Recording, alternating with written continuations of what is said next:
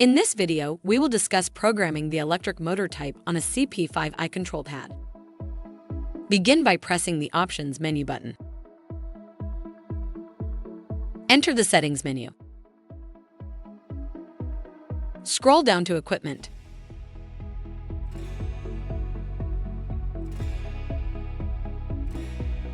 Then to Delivery.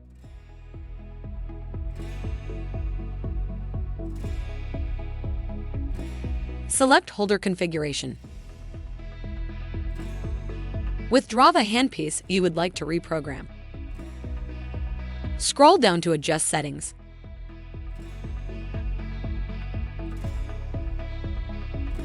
Scroll down to Motor.